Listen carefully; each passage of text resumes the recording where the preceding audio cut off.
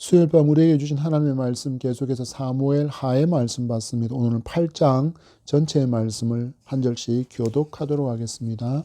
8장의 말씀입니다. 먼저 1절 읽겠습니다. 그 후에 다윗이 블레셋 사람들을 쳐서 항복을 받고 블레셋 사람들의 손에서 메덱 암마를 빼앗으니라. 모압을 쳐서 그들로 땅에 엎드리게 하고 줄로 재어 그 두 줄 길이의 사람을 죽이고 한 줄 길이의 사람은 살리니 모압 사람들이 다윗의 종들이 되어 조공을 드리니라. 르홉의 아들 소바왕 하닷에셀이 자기 권세를 회복하려고 유브라데 강으로 갈 때 다윗이 그를 쳐서 그에게서 마병 1700명과 보병 2만 명을 사로잡고 병거 100대 말만 남기고 다윗이 그 외의 병거의 말은 다 발에 힘줄을 끊었더니 다메섹의 아람 사람들이 소바왕 하닷에셀을 도우러 온지라. 다윗이 아람 사람 2만 2천 명을 죽이고 다윗이 다메섹 아람의 수비대를 두매 아람 사람이 다윗의 종이 되어 조공을 바치니라. 다윗이 어디로 가든지 여호와께서 이기게 하시니라. 다윗이 하닷에셀의 신복들이 가진 금방패를 빼앗아 예루살렘으로 가져오고 또 다윗 왕이 하닷에셀의 고을 베다와 베르드에서 매우 많은 옷을 빼앗으니라. 하맛 왕 도이가 다윗이 하닷에셀의 온 군대를 쳐서 무찔렀다 함을 듣고 도이가 그의 아들 요람을 보내 다윗 왕에게 문안하고 축복하게 하니 이는 하닷에셀이 도이와 더불어 전쟁에 있던 터에 다윗이 하닷에셀을 쳐서 무찌름이라. 요람이 은그릇과 금그릇과 녹그릇을 가지고 온지라. 다윗 왕이 그것도 여호와께 드리되 그가 정복한 모든 나라에서 얻은 은금 곧 아람과 모압과 암몬 자손과 블레셋 사람과 아말렉에게서 얻은 것들과 소바왕 르홉의 아들 아닷에셀에게서 노력한 것과 같이 드리니라. 다윗이 소금 골짜기에서 에돔 사람 18,000명을 쳐 죽이고 돌아와서 명성을 떨치니라. 다윗이 에돔에 수비대를 두되 온 에돔에 수비대를 두니 에돔 사람이 다 다윗의 종이 되니라. 다윗이 어디로 가든지 여호와께서 이기게 하셨더라. 다윗이 온 이스라엘을 다스려 다윗이 모든 백성에게 정의와 공의를 행할세. 스루야의 아들 요압 군사령관이 되고 아일루스의 아들 여호사밧은 사관이 되고 17절과 18절 말씀 같이 읽겠습니다. 아이두베의 아들 사독과 아비아달의 아들 아히멜렉은 제사장이 되고 스라야는 서기관이 되고 여호와의 아들 브나야는 그렛 사람과 블렛 사람을 관할하고 다윗의 아들들은 대신들이 되니라. 아멘. 할렐루야. 오늘 하루의 삶을 하나님의 전능하신 손으로 붙들어 주시고 이 밤 예배의 자리로 이끌어 주시며 참으로 감사를 드립니다. 하나님 그 이름이 합당한 영광과 찬송으로 예배하는 저와 여러분이기를 간절히 소망합니다. 여러분, 이 시대만큼 샬롬이라는 이 인사가 얼마나 감사한 인사인지를 절감하는 시대가 더 있었을까 할 정도로 이 샬롬이라는 인사가 참 무거워진 시대라고 할 수 있습니다. 이란이 쏘아 올린 수많은 미사일들이 군사시설뿐만 아니라 호텔과 학교와 병원 등을 무차별적으로 폭격해서 지금 중동에서는 많은 나라에서 많은 희생자가 발생하고 있습니다. 그래서 지금 피해를 입은 나라들이 이란에 대해서 선전포고를 하고 전쟁에 돌입하기 직전의 상황입니다. 또한 전 세계 석유의 많은 부분이 이동하는 해협을 지금 이란이 가로막고 봉쇄하면서 전 세계의 기름값, 한국의 기름값도 지금 들썩이고 있는 중입니다. 산업 경제와 이르는 많은 영역들이 중동의 이 화학 연기와 함께 요동치고 있기에 평화롭게 우리가 예배할 수 있음이, 그 가운데 우리가 이렇게 서로를 향해서 샬롬이라고 인사할 수 있음이 얼마나 큰 기쁨인지를 깨닫는 복된 은혜의 예배이기를 소망합니다. 여러분, 우리가 마주하고 있는 이런 혼돈과 혼란의 시기의 상황과는 달리 오늘 마주하고 있는 말씀 안에서는 진정한 안정과 그리고 샬롬의 시대가 펼쳐지고 있는 장면을 우리가 보게 됩니다. 오늘 주신 말씀을 통해서 성도는 어떤 삶을 추구하며 살아야 할지, 또한 삶의 방향성을 바르게 세울 수 있는 풍성한 은혜가 이 예배 가운데 함께하기를 소망합니다. 이 시대를 진단해 본다면 하나님을 버리고 하나님 밖에서 결코 찾을 수 없는 샬롬을 구하며 방황하는 시대라고 진단해 보겠습니다. 개인주의가 있습니다. 인본주의가 있습니다. 그리고 성평등만을 최고의 가치로 말하면서 하나님을 버리고 하나님을 저 멀리 밀어내버린 사람들의 삶이 우리 앞에 너무나도 많이 펼쳐져 있습니다. 그들은 말합니다. 우리가 주장하는 바를 따르면 보다 나은 세상이 될 수 있습니다 라고 주장하지만 실상은 전혀 그렇지 않습니다. 갈등의 골은 점점점 깊어지다 못해 이제는 썩어 문드러질 지경에 이르러 있습니다. 여러분, 세대 간의 갈등들을 보십시오. 노인과 청년들과 어린아이들, 얼마나 많은 세대의 갈등이 있습니까? 빈부의 갈등은 이제 말할 수도 없습니다. 그리고 이제는 남자, 여자의 갈등도 답이 없는 답을 찾아 헤매고 있는 상황입니다. 여러분은 어떻습니까? 무엇이 여러분의 방향타가 되어져 있습니까? 여러분, 그것이 지금 바른 길로 여러분을 인도하고 있다고 여러분 분명하게 확신하실 수 있습니까?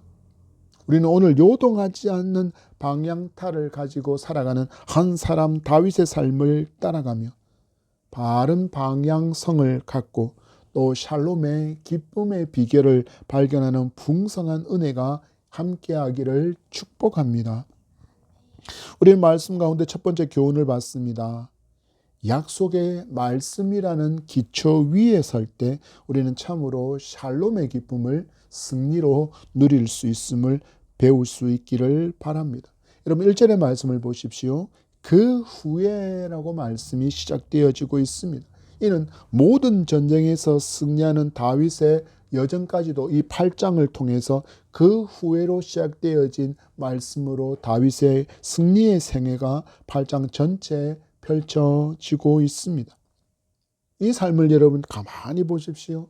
현대인이 그렇게나 지금 갈망하고 꿈꾸는 형통의 인생을 살아가고 있는 우리는 다윗을 만나게 됩니다.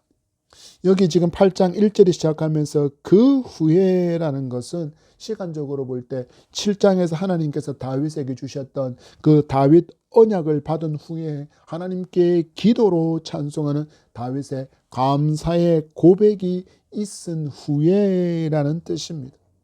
여러분, 그 후에 다윗의 삶을 보십시오. 다윗은 지금 그 언약을 신뢰하며 이스라엘에게 있어서는 철천지 원수와도 같은 이스라엘 백성을 그렇게 오랜 시간 동안 괴롭혀왔던 누구를 지금 징벌하고 있습니까? 블레셋을 치러 달려가고 있습니다. 말씀이 그 결과를 알려줍니다. 그들은 항복을 받아내었고 그들의 성읍이었던 메대암마를 정복했다라고 기록합니다. 여기에 메대암마는 낯선 이름이지만 블레셋의 전략적 요충지인 가드를 뜻한다라고 하면 우리가 조금 더 이해할 수 있을 것입니다. 가드가 어디입니까? 다윗이 도망가서 피난생활을 했던 지역이 가드였지 않습니까? 바로 그곳을 지금 다윗이 정복했다라는 이야기입니다. 그동안 블레셋에게 당한 고통의 시간이 얼마였는지 모릅니다. 그렇지만 다윗이 언약을 신뢰하고 달려간 그것으로 말미암아 그 고통의 시간이 종식이 되어지고 이스라엘 백성들에게 첫 번째 샬롬이 찾아오게 되었습니다. 여러분, 이전의 말씀을 보십시오. 어느 나라를 정복하고 있습니까? 모압을 정복한 후에 모압과 조공을 받는 관계가 되었다라고 기록하고 있습니다. 3절에서 6절의 말씀을 보면 소바왕 하닷 에셀을 치고는 승리하는 장면도 그곳에 기록되어져 있습니다. 가만히 살펴보면 이스라엘의 북, 동, 서, 남을 모두 이렇게 가로막고 있던, 이스라엘을 대적하고 있던 세력들을 다윗이 모두 무찌르고 이스라엘의 샬롬의 시간을 가져오고 있음을 보여줍니다. 여러분, 이 모든 승리 앞에 다윗이 붙든 것은 무엇일까요? 바로 7장의 말씀을 통해서 주신 하나님의 약속이었습니다. 우리 앞 말씀으로 돌아가서 우리 7장 9절의 말씀 봤습니다. 7장 9절입니다. 시작. 내가 가는 모든 곳에서 내가 너와 함께 있어 내 모든 원수를 내 앞에서 멸하였은즉 땅에서 위대한 자들의 이름같이 내 이름을 위대하게 만들어 주리라. 아멘. 다윗은 언약과 언약을 주신 하나님을 굳게 붙들고 신뢰함으로, 담대함으로 이 많은 적들을 향하여 달려갈 수 있고 그렇게 승리를 마주하게 됩니다. 그것도 모든 전쟁에서의 승리를 다윗이 마주하게 됩니다. 이를 통해서 이스라엘에 무엇이 찾아왔다고요? 이를 통해서 이스라엘의 샬롬이 찾아오게 된 것입니다. 참으로 긴 시간이었습니다. 여호수아 이후에 사다 시대로부터 이어진 이방 민족의 침략과 약탈, 그리고 강압적인 그 통치 아래 신음함을 거듭하고 있었던 그 이스라엘에 무엇이 찾아왔다라는 이야기입니까? 샬롬이 찾아온 것입니다. 첫 번째 왕 사울이 분명히 세워졌습니다. 그러나 그는 아주 잠시 하나님을 의지했을 뿐 그의 남은 전생에는 하나님을 버림으로 이스라엘은 좀처럼 무엇을 맛볼 수 없었습니까? 샬롬을 맛볼 수 없었습니다. 그렇는 그 이스라엘에 마침내 지금 하나님께서 누구를 통해서 샬롬을 찾아오게 하십니까? 바로 하나님 의지하고 하나님을 신뢰하는 다윗을 통해서 평화의 시대가 이스라엘에 찾아오고 그 배경에는 하나님의 약속이 있음을 우리는 볼 수 있습니다. 우리가 방금 전에 읽었던 7절의 말씀을 보십시오. 하나님은 다윗에게 약속하시기를 내 모든 원수를 내 앞에서 멸하겠다라고 약속하셨습니다. 그리고 다윗은 이 약속을 굳게 믿고 하나님 약속을 의지하며 나아가서 그 약속이 성취되어지는 것을 그가 몸소 경험하며 하나님의 약속은 신실하다라는 것을 진정 경험하게 되었습니다. 그리고 또 하나의 놀라운 하나님의 약속이 이어져 가고 있습니다. 내 이름을 위대하게 만들어 주겠다라는 하나님의 강력한 의지가 담긴 말씀이 선포되어지고 있습니다. 그럼 과연 이 말씀은 어떻게 실행에 옮겨졌을까요? 여러분 10절의 말씀을 먼저 보십시오. 시작. 도이가 그의 아들 요람을 보내. 8장 10절입니다. 도이가 그의 아들 요람을 보내 다윗 왕에게 무난하고 축복하게 하니 이는 하닷 에셀이 도이와 더불어 전쟁이 있던 터에 다윗이 하닷 에셀을 쳐서 무찌름이라. 요람이 은그릇과 금그릇과 놋그릇을 가지고 온지라. 두 말씀 건너뛰어서 13절의 말씀도 봤습니다. 시작. 다윗이 소금 골짜기에서 에돔 사람 18,000명을 쳐 죽이고 돌아와서 명성을 떨치니라. 아멘. 여러분 말씀을 보십시오. 다윗이 5장 8절에서 보면 5절에서 8절에서 말씀해 보면 이 소바왕 하닷 에셀과 아람 사람을 무찌른 후에 하맛 왕 도이가 그의 아들을 보내서 다윗에게 문안하고 축복하는 장면이 있습니다. 그 후에 또 13절의 말씀을 보니까 에돔 사람을 무찌른 후에 다윗이 무엇을 얻었다라고 기록하고 있습니까? 명성을 얻었다라고 말씀하며 이 약속, 하나님께서 내 이름을 위대하게 만들어 주겠다라고 하신 그 약속을 하나님께서 지금 성취하심을 우리로 하여금 이것을 보게 하시는 것입니다. 왜 이 장면들을 보여주십니까? 하나님은 신실하다라는 것을 지금 말씀을 받는 우리에게 들려주시고 우리에게 보여주시는 하나님의 증거임을 여러분 믿음의 눈으로 볼 수 있기를 바랍니다. 여러분, 우리의 신앙은 이 말씀의 기록을, 이 오래전 2000 몇백 년 전에 이 기록을 보면서 이것을 우리가 믿음으로 붙들 때 현재를 살아가고 있는 나에게도 이 하나님의 약속은 유효하며, 우리가 이 하나님의 약속을 붙들고 살아갈 때 그 하나님의 약속이 우리의 능력과 우리의 힘이 된다, 우리의 도움이 된다라는 것을 믿는 것이 우리의 신앙의 기본임을 여러분 기억하셔야 합니다. 그런데 너무나도 안타깝게도 많은 교회를 다니는 성도들이 이 기본조차도 지키지 못하고 살아가는 경우가 너무 많은 것을 보게 됩니다. 여러분, 많은 성도들이 성경 앞에 섭니다. 성경을 보기도 합니다. 그런데 문제는 좀처럼 성경을 믿지 못합니다. 그래서 여러분 어떻게 반응할까요? 그들은 말합니다. 성경대로 살면 이 무한 경쟁의 사회에서 도태되어서 실패자로 살아갈 것입니다 라고 그들은 믿고 있습니다. 성경대로 살면 무한 경쟁의 사회에서 밀려나서 도태되어서 실패자로 살아갈 수밖에 없다. 믿음의 길을 가면 그 실패를 마주할 수밖에 없다라고 너무나도 많은 사람이, 특히 성도들이 이와 같이 삶으로 증명하며 살아갑니다. 하나님을 믿는 믿음의 삶을 살아가면 이 무한한 경쟁에서 밀려날 수밖에 없으니 나는 예배를 조금은 소홀히 하겠습니다. 말씀을 읽는 것과 그리고 기도하는 것도 좀 소홀히 하겠습니다.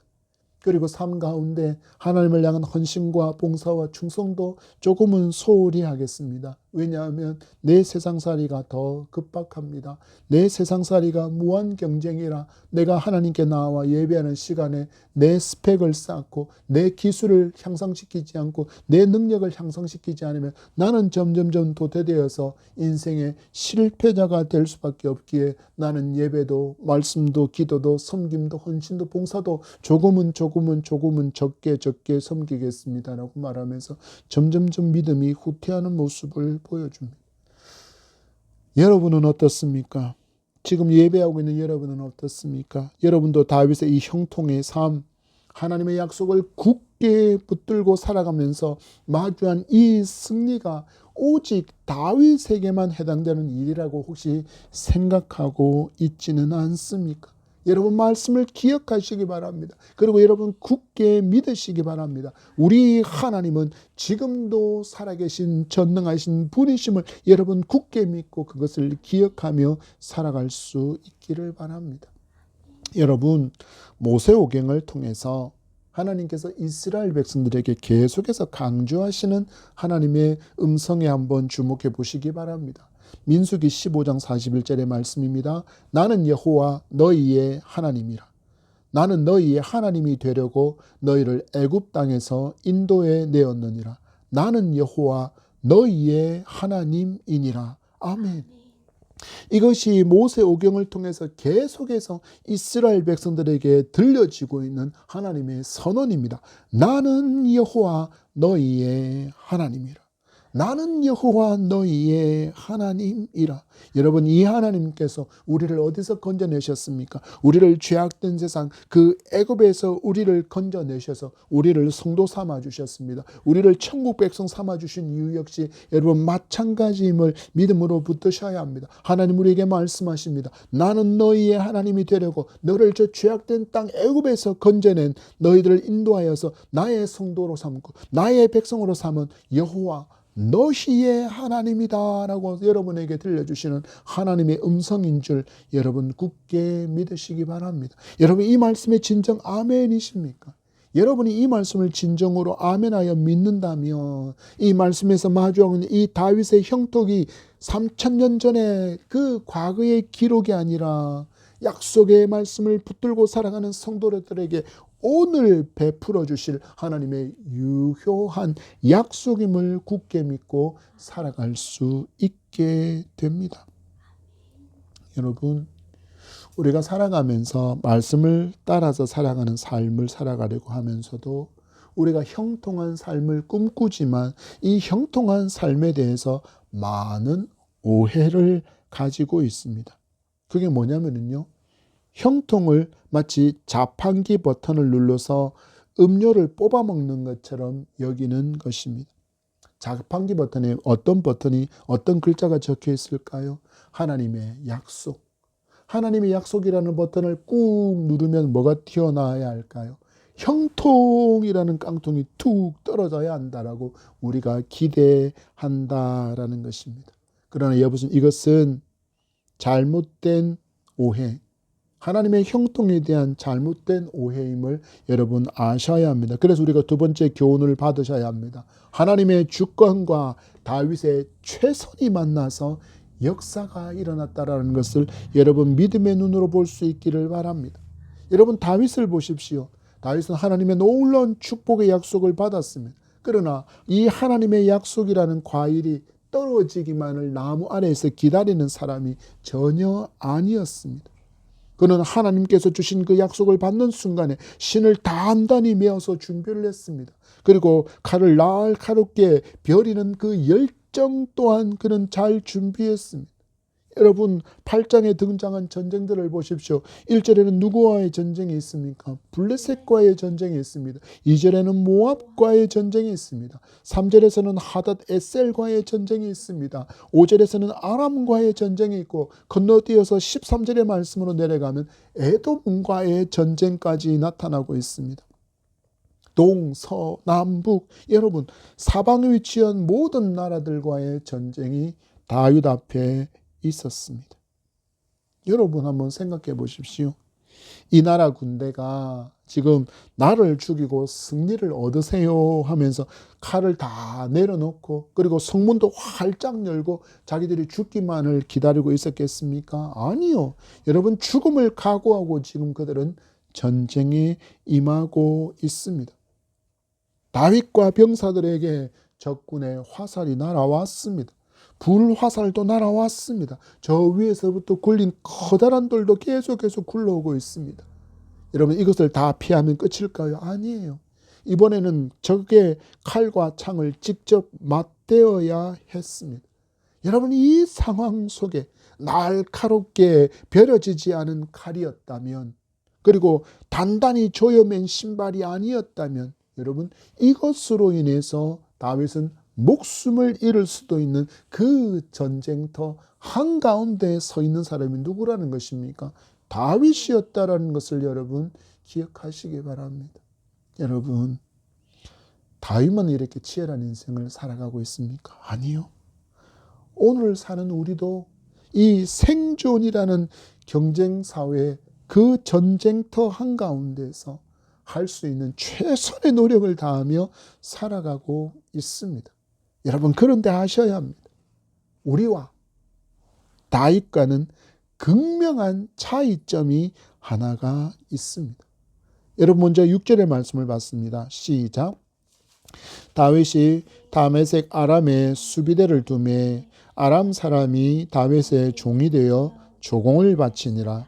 다윗이 어디로 가든지 힘차게 읽습니다. 여호와께서 이기게 하시니라. 건너뛰어서 14절의 말씀도 봤습니다. 다윗이 에돔의 수비대를 두되 온 에돔의 수비대를 두니 에돔 사람이 다 다윗의 종이 되니라. 다시 크게 읽습니다. 다윗이 어디로 가든지 여호와께서 이기게 하셨더라. 아멘. 여러분, 다윗과 우리와의 차이가 무엇입니까? 바로 승리를 주시는 여호와께서 함께 하시는가 그렇지 않은가의 차이입니다. 여러분, 다윗은 자기가 할 수 있는 최선을 다했습니다. 최선을 준비하고 최선을 다해서 전투에 임했습니다. 그 다윗이 최선을 다한 그 노력 위에 누가 함께 하셨습니까? 전능하신 하나님께서 함께 하시는 그 합작이 있었기에 모든 전쟁에서 승리하는 형통을 누가 마주하게 되었습니까? 다윗이 마주하게 되었습니다.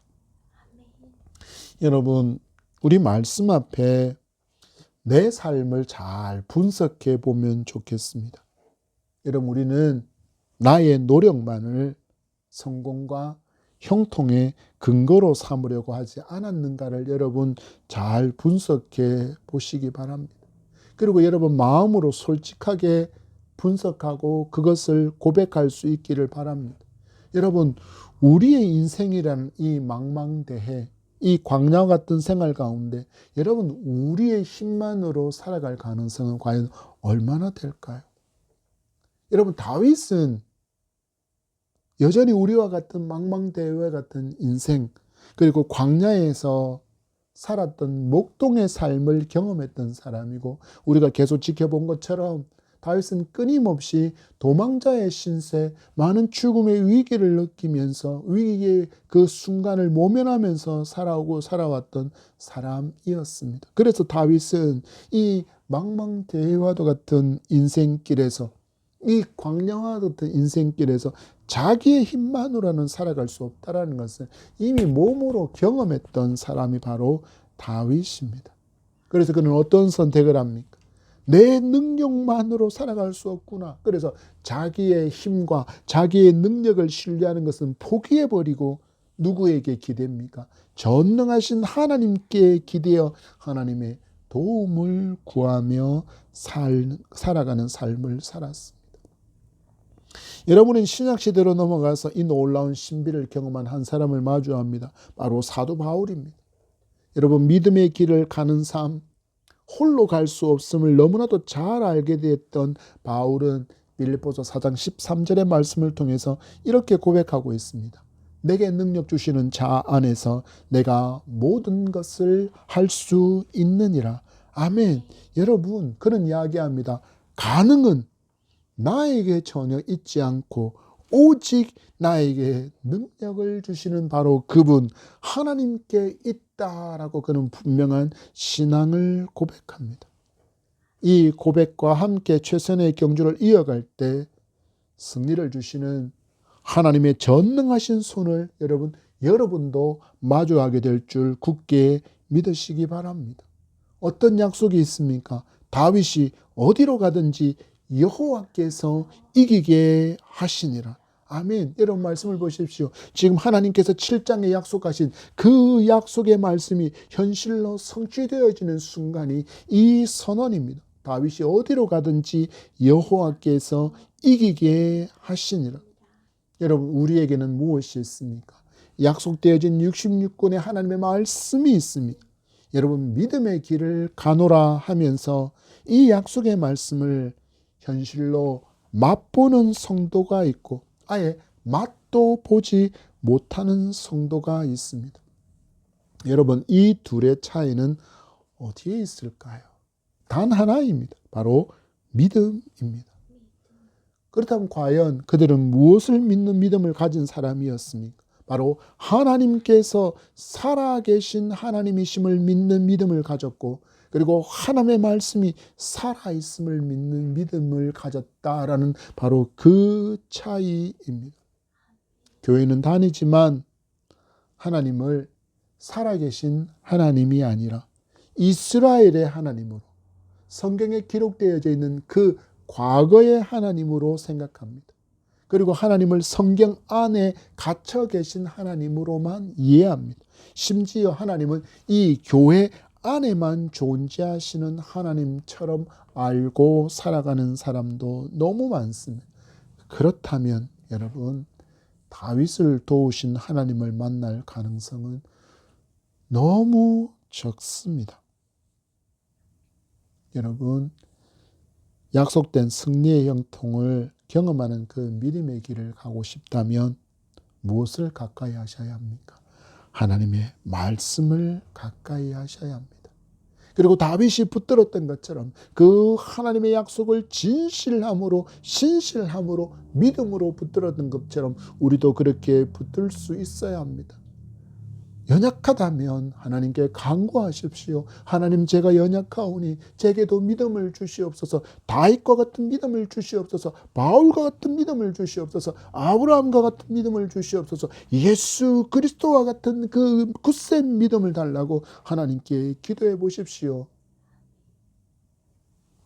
악한 부모라도 자녀에게 좋은 것으로 줄 알거든 하물며 너희 하나님께서 간구하는 이에게 좋은 것으로 주시지 않겠느냐라고 하나님 분명히 약속하셨습니다. 여러분 믿음을 강구하시기 바랍니다. 우리 주님도 말씀하셨습니다. 너희 믿음이 약하면 믿음을 구하라 말씀하셨습니다. 여러분 믿음을 구하시기 바랍니다. 그리고 그 믿음 가운데 주신 하나님의 약속의 말씀을 굳게 붙들고 이제 믿음으로 전진해 보시기 바랍니다. 말씀이 살아서 역사하는 그 말씀의 생명력을 여러분의 믿음의 길 가운데 분명하게 마주하게 될 줄 믿습니다. 그때 여러분 다윗을 이기게 하신 이 하나님의 전능하신 손을 나도 분명히 마주하게 될 줄 믿습니다. 이렇게 여러분 어디로 가든지 여호와께서 이기게 하시는 승리를 경험하게 될 때 굉장히 위험한 상황이 있습니다. 여러분 많은 사람들이 예수 그리스도를 믿다가 믿음으로 강구하여서 하나님께서 부으시는 응답과 물질적인 복의 그리고 권력의 복을 유명의 복을 받는 순간 어디에 더 집착하게 될까요? 하나님이 아니라 내가 받은 복에 더 집착하게 되어서 성경의 말씀에 따르면 그 승리와 그 형통에만 도취되어서 그 삶에 안주해 버리든지 아예 그것을 우상 삼아서 믿음에서 떠나는 경우가 너무나도 많다라는 것입니다. 여러분 그러면 무엇을 맛볼 수 없을까요? 다윗이 보여주고 있는 이 진정한 형통과 평생의 동행 그리고 말씀하신 샬롬을 경험할 수가 없게 됩니다. 이 성공으로 마주한 그 짧은 샬롬 때문에 여러분 하나님을 떠나버린다면 이보다 비극적인 상황은 없습니다. 여러분 다윗이 보여주는 이 승리를 다루고 있는 그 태도를 주목하며 그리고 다윗의 평생의 삶을 관통하고 있는 그 승리의 비결을 이 시간 교훈받기를 원합니다. 세 번째 교훈입니다. 진짜 실력은 승리한 후에 나타난다라는 것을 여러분 교훈으로 붙들 수 있기를 바랍니다. 여러분 다윗의 왕국을 보십시오. 이제 시작되어진 왕국입니다. 정치, 군사, 외교 어느 시스템 하나 제대로 갖춰주지 않은 상태입니다. 그렇다면 여러분 무엇이 필요할까요?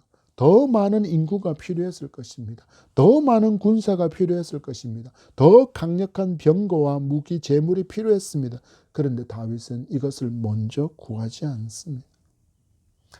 여러분 이 시대의 기준으로 본다면 정말 미련하고 정말 어리석은 선택을 하고 있는 다윗입니다. 그래서 여러분 이 시대에 많은 사람들이 말하지 않습니까? 제가 앞에서 잠깐 말씀드린 것처럼 예수 믿으면 망해, 나고자 실패자 인생을 살게 돼. 오리를 가자면 십리를 가야 한다고? 겉옷을 벗어달라고 그러면 속옷도 벗어주라고? 한쪽 뺨을 맞으면 다른 뺨도 돌려대라고? 오른손이 하는 일을 왼손이 모르게 하라고? 야, 이렇게 살면 망하지. 그게 뭐야? 그런 멍청한 가르침이 어디에 있어?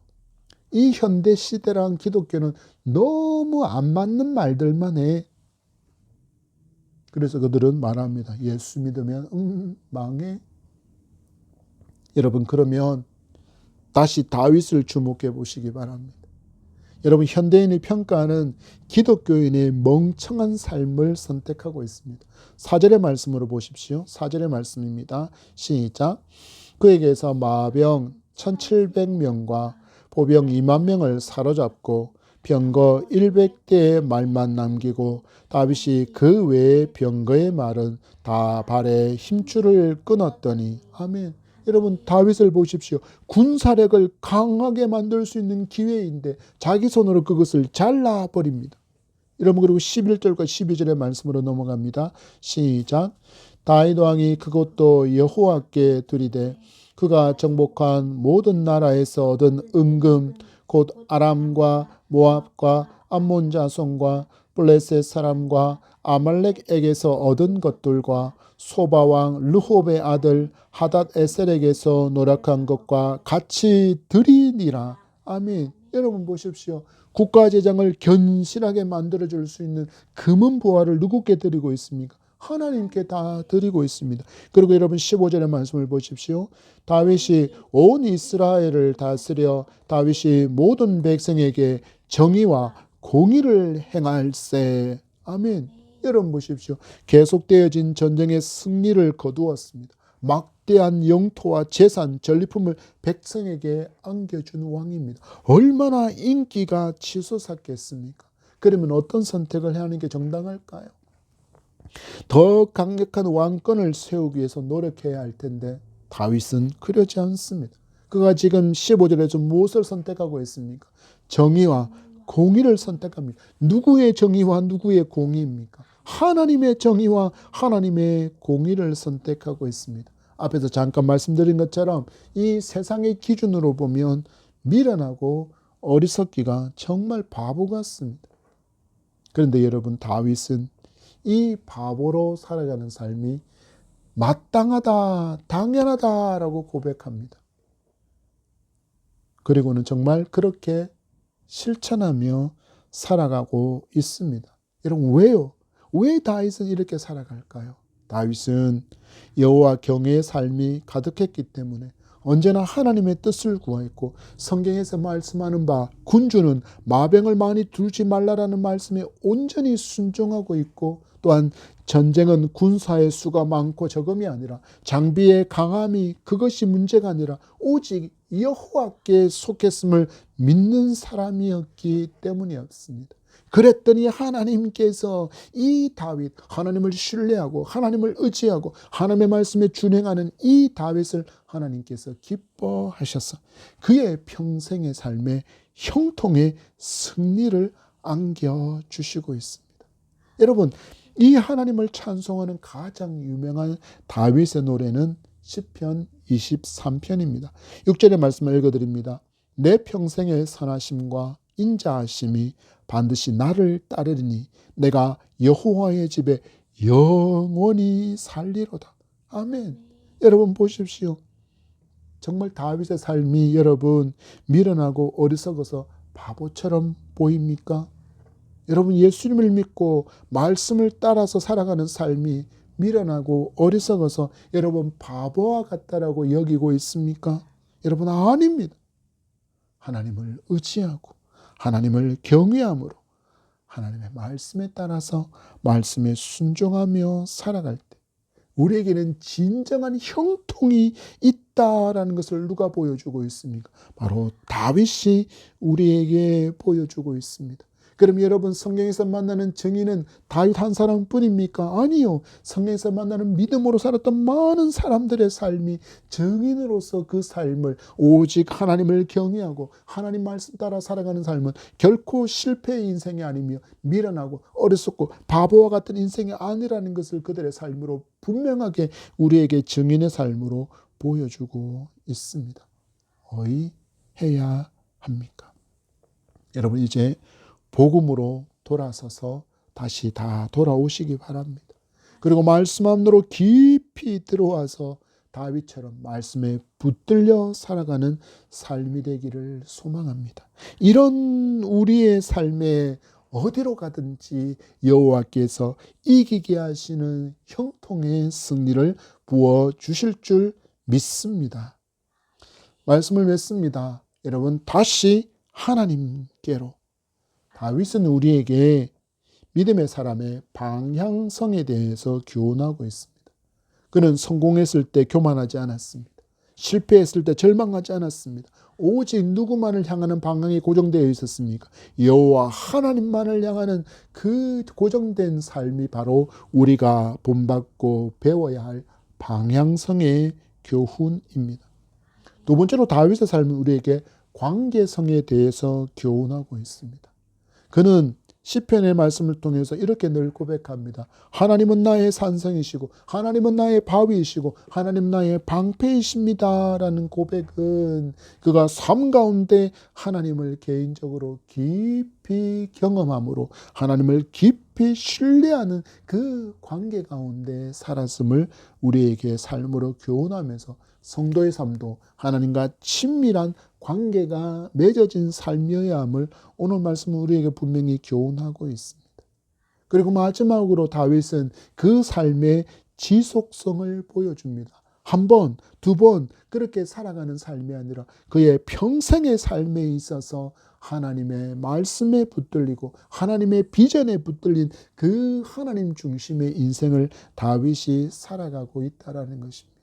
여러분, 믿음의 삶은 마라톤입니다. 하나님의 그 말씀에 의지하여 그리스도, 우리의 표대이신 그분을 향하여 달려가는 삶이 여러분 믿음의 삶의 모습이라는 것입니다. 여러분, 경주를 하는 사람은 자기의 트랙 그 속에서 자기에게 주어진 레인에 따라서 달리지 않으면 실격하게 됩니다. 믿음도 마찬가지입니다.